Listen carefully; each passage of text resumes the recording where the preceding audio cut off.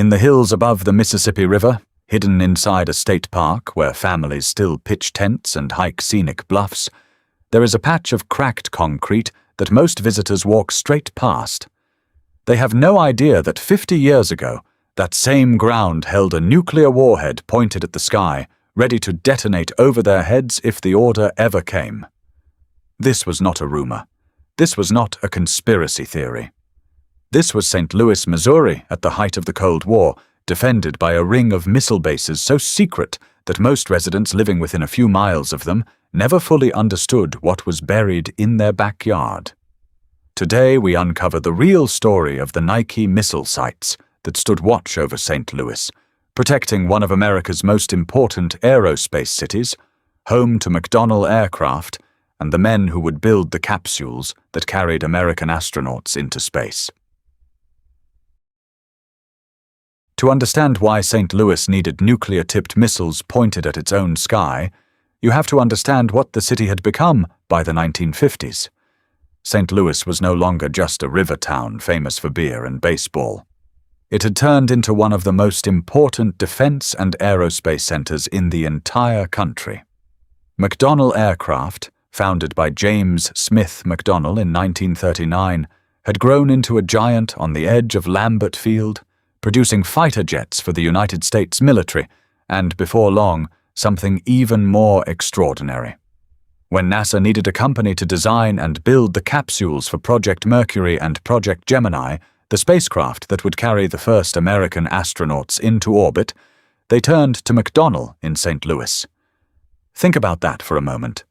The very same factory floors that built fighter planes were now building the machines meant to put a human being into space and bring them home alive. And every one of those machines rolled off the line just a few miles from the missile sites we are about to uncover. The astronauts who would later fly those Mercury and Gemini missions, rehearsing the very techniques that would eventually carry Americans to the moon, depended on engineering born in a St. Louis plant that itself sat under a nuclear umbrella. Surrounding the city, the region was also thick with heavy industry that mattered just as much to a wartime economy as any aircraft factory. Oil refineries lined the river towns of Wood River, Roxana, and Hartford on the Illinois side, capable of fueling everything from tanks to bombers. The Olin Corporation ran a massive chemical and munitions operation out of East Alton, producing ammunition that had already helped win one world war and would be needed again if a third one ever began.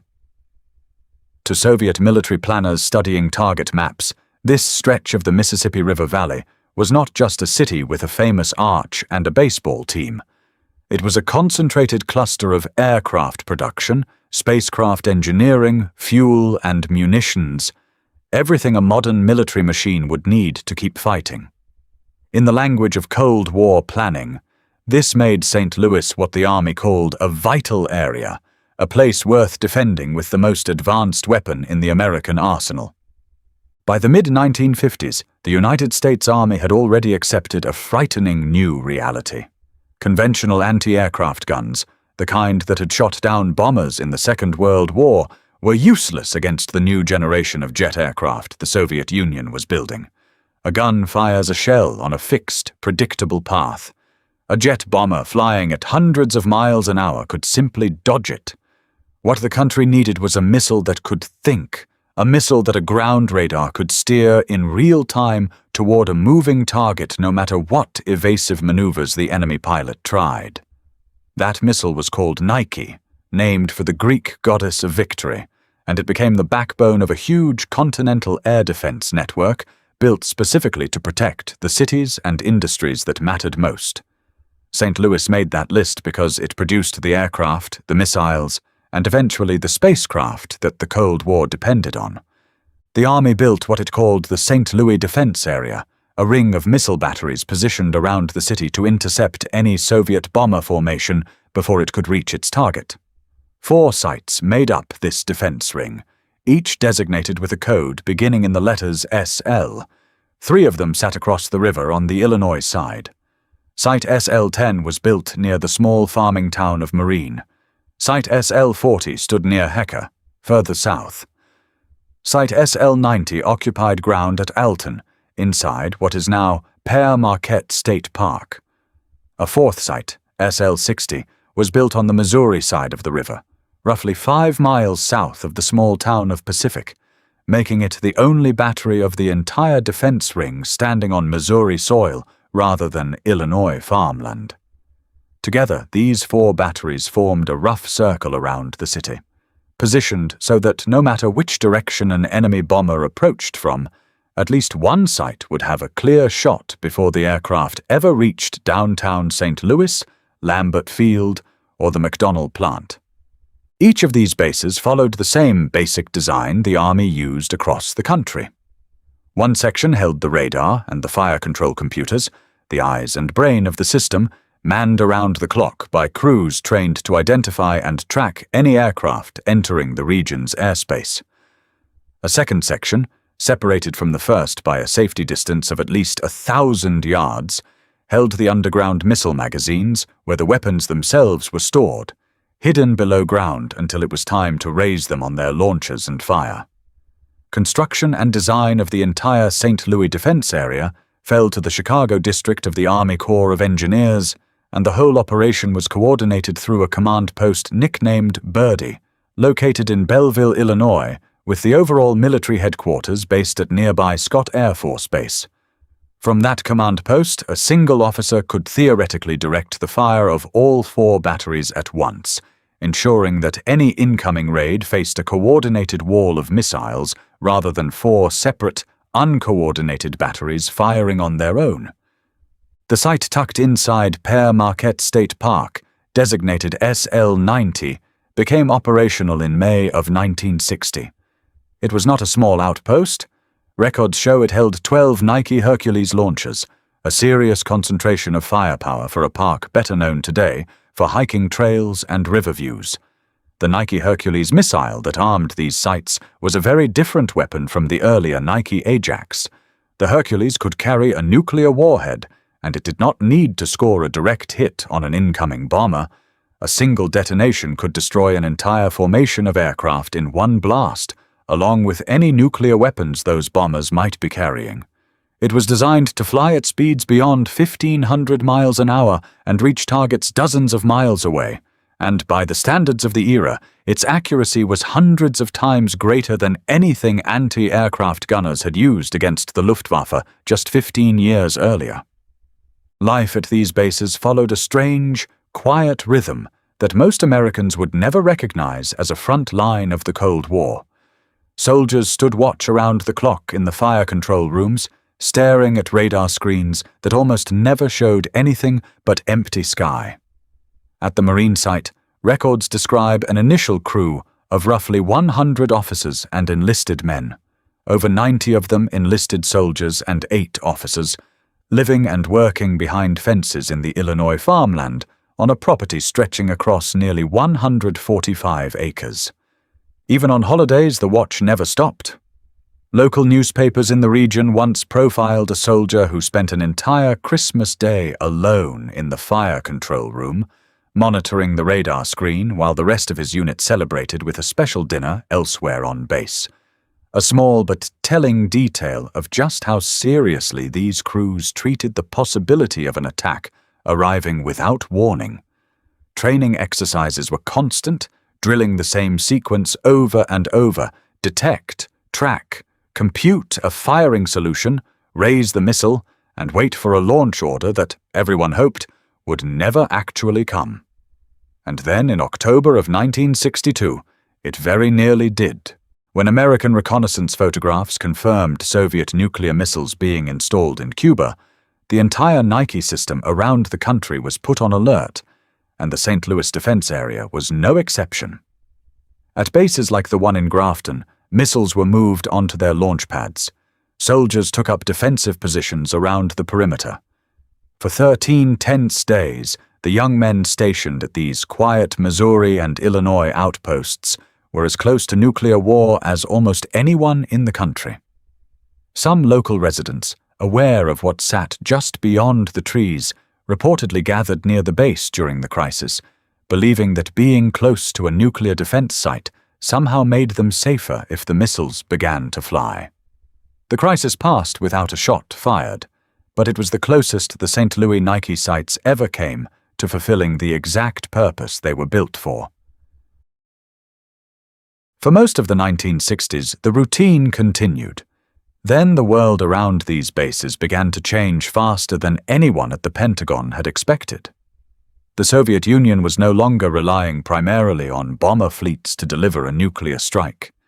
Intercontinental ballistic missiles, weapons that could cross the ocean in under 30 minutes, made a ground-based system built to shoot down aircraft increasingly obsolete. You cannot intercept a warhead falling from space with a missile designed to hit a bomber flying through the atmosphere. Washington had already begun shifting its money and its attention toward missile defense systems capable of countering ICBMs instead.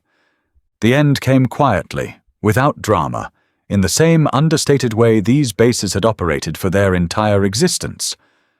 The site at Marine, known as SL-10, was deactivated on August 16, 1968.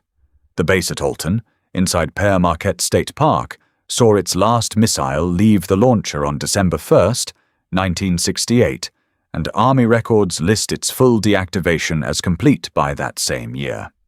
Ironically, the closure came in the very same year American bombers were still flying missions over North Vietnam, a strange reminder that even as the age of the long-range Soviet bomber over American cities was ending, the manned bomber itself was far from retired elsewhere in the world. By 1974, every single Nike missile base in the entire United States had been shut down, replaced by newer thinking about how to survive a nuclear age that had moved past the threat these sites were originally designed to stop. There was no single dramatic ceremony marking the closure for most of these crews. Missiles were quietly removed from their underground magazines and shipped out for storage or disposal elsewhere in the Army system. Radar equipment was pulled from the control buildings, and the men who had spent years staring at empty radar screens received new assignments, many never to think about the bases again until decades later when historians and urban explorers began asking questions. What happened to the land and the buildings afterward tells its own quiet story. Some Nike sites around the country were handed to other branches of government, some were sold to school districts, and some were simply abandoned to the weather. In St. Louis, the fate of these bases became tied closely to the parks and farmland that surrounded them. At SL-90, the Army kept the buildings on its inventory books for 2 more decades even after the missiles were gone, before formally transferring ownership of the structures to the state of Illinois around 1990. Once that happened, Père Marquette State Park absorbed what remained of the base back into public land. The concrete buildings that once housed nuclear-armed soldiers became, for a time, an open invitation to curious teenagers and urban explorers who climbed through cut fences to wander barracks rooms still containing an old oven, an intact bathroom, and, deeper underground, a launch area with a faded Nike emblem painted on a concrete wall. That underground launch structure at Grafton remains one of the more remarkable surviving pieces of Cold War infrastructure in the Midwest. Explorers who have documented the site describe descending narrow stairways partially filled with drifted sand, finding themselves standing in the same chambers where missile crews once serviced live nuclear-capable weapons. Unlike some Nike sites that were bulldozed flat or built over entirely, the underground shell at Père Marquette survived largely because it sat inside protected state parkland, where there was little commercial pressure to demolish it. It stands today less as a tourist attraction and more as a hidden footnote, unmarked and unexplained to the hikers who pass nearby every year. The larger legacy of the St. Louis Nike sites is easy to miss precisely because they worked exactly as intended. Not a single Nike missile was ever fired in anger anywhere in the United States. Their entire value came from deterrence, from the simple fact that a potential attacker had to assume a wall of nuclear-armed interceptors was waiting around every major American city and industrial center. For the people of St. Louis, that shield meant McDonnell aircraft could keep building fighter jets, and soon after, the Mercury and Gemini capsules that carried American astronauts into orbit, without the constant fear that a single Soviet bombing run could wipe out the factory floor overnight. The refineries along the river kept running, the chemical plants in East Alton kept operating, and an entire generation of soldiers spent years of their lives standing guard over a threat that, thankfully, never arrived. It is worth remembering just how young most of these soldiers were. Many arrived at Marine, Hecker, Pacific, and Alton as teenagers, or men barely into their 20s, trained on some of the most advanced and most dangerous technology the United States possessed, and then asked to spend years of their lives in rural Missouri and Illinois farmland, waiting for a war that never came. For them, the story was rarely dramatic. It was mostly long shifts, endless drills, and the strange psychological weight of knowing that if the alarm ever sounded for real, their job was to help end the world as calmly and efficiently as they had practiced doing it 1,000 times before. That combination of ordinary rural life sitting directly on top of nuclear readiness is, in many ways, the truest picture of what the Cold War actually looked like for most of the people who lived through it in places like St. Louis. It was not constant tension. It was quiet, disciplined waiting, carried out by very young men in very small towns, for a war that stayed, thankfully, a war that never came. Today, almost nothing marks these places for what they were. Drive through Marine, Illinois, or hike the bluffs above Père Marquette, and you will find no plaque explaining that a nuclear warhead once sat buried in the ground beneath your feet. The story survives mainly in old army records, local historical societies, and the memories of the men who served there, now scattered or gone. It is a strange kind of history, a war that was fought entirely through readiness and never through combat, hidden in plain sight inside a state park, where people go today to watch the sunset over two great rivers, never imagining what waited there 50 years before. If you found this story fascinating, make sure to subscribe for more forgotten Cold War history from cities across America. In our next video, we uncover the hidden Nike missile ring that once stood guard over another major American city, and the surprising second life its abandoned sites eventually found.